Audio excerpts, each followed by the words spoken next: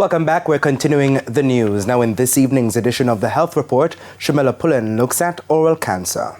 Oral cancer is often used to describe a number of cancers in the mouth. It's the most common form of head and neck cancer.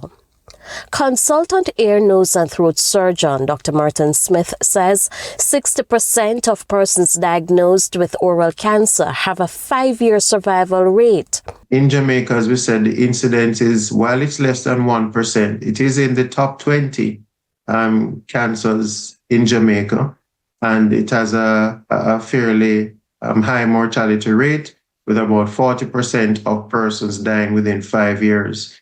And the 60% who survive are usually persons who get early recognition, early treatment. Oral cancer is linked to a number of factors, including poor dental care and lack of some key vitamins such as A, C, and E.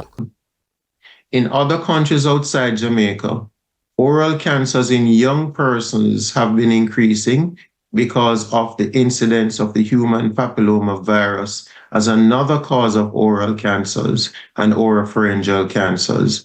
But in Jamaica, we have not been seeing that trend.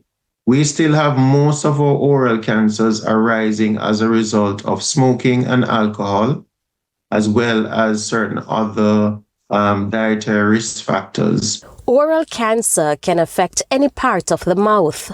But if you have an ulcer in the mouth that is not healing, you should always be suspicious. A raised red or white lesion in the mouth that is not going away, you should be very suspicious. You should be very suspicious if you notice that you have a lesion on your tongue and it impairs or reduces the movement of your tongue to the point where your speech becomes a little bit slurred. You should also be very suspicious about those lesions. Treatment often involves surgery, chemotherapy, and radiation. But Dr. Smith says most times the condition can be prevented through proper lifestyle. With your health report, I'm Shamila Pullen wishing you good health.